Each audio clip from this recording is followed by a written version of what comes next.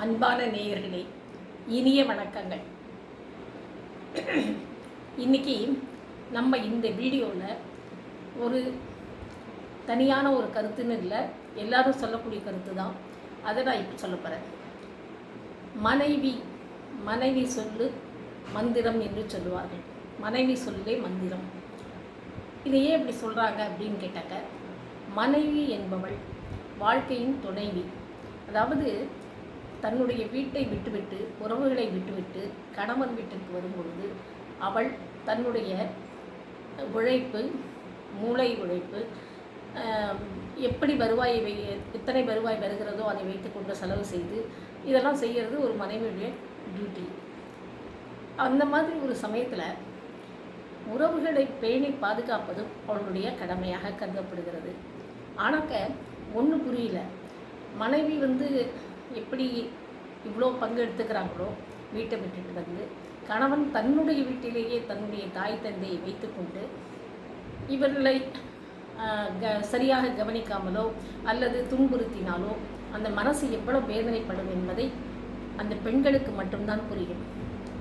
அவர்கள் நினைத்ததை செய்ய விடுவதில்லை, அவர்கள் எண்ணுவது போல் வாழ விடுவதில்லை.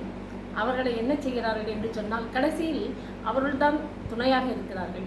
மற்ற எந்த உறவும் அவருக்கு துணையாக இருப்பதில்லை. கஷ்டம் வந்தாலும் சரி, நஷ்டம் வந்தாலும் சரி, எந்த ஒரு ஆறுதலாக இருந்தாலும் சரி, மனைவி மட்டுமே துணை. அதை நல்லா புரிஞ்சுக்கணும் ஒவ்வொரு கணவன்மார்களும். ஏன்னு கேட்டாக்க, ஒரு எஜுகேட்டடாக இருந்தாலும் சரி, வேலை செய்யக்கூடியவர்களாக பெண்களாக இருந்தாலும் சரி, அல்லது ஹவுஸ் ஒய்ஃபாக இருந்தாலும் சரி, ஹவுஸ் ஒய்ஃபாக இருந்தாலும் கூட அவர்கள் பணத்தை சேமித்து அந்த கஷ்டமான காலத்தில் கணவனுக்கு உதவி செய்வது ஆரம்ப தொன்று ஒரு பழக்கமாக வந்து கொண்டிருக்கிறது. அது இப்பவும் தொடர்கிறது. அதனால் மனைவி சொல்லே மந்திரம் என்று சொல்வது தப்பில்லை. இரண்டாவது, மனைவியை மதியுங்கள். பெண்களை ஆதரவோடு பாருங்கள். மனைவி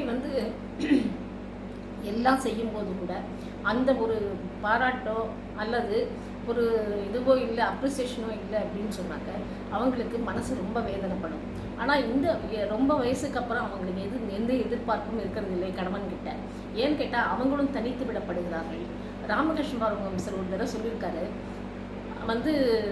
கணவன் மனைவிக்கு ஒரு வயதுக்கு அப்புறம் அவர்கள் சகோதர சகோதரியாக வாழ வேண்டும் என்று சொல்லியிருக்கிறார். அது ரொம்ப கரெக்டு தான். ஏன்னா அந்த சின்ன வயசில் இருக்கிற மாதிரி, இளமையில் இருக்கிற மாதிரி எப்பவுமே இருக்க முடியாது, முதுமையில் இருக்க முடியாது. ஆனால் முதுமையில் தேவையானது என்ன அப்படின்னு கேட்டாக்க, ஆதரவு, நம்பிக்கை, ஒருவர் மேல் ஒருவர் வைக்கும் நம்பிக்கை.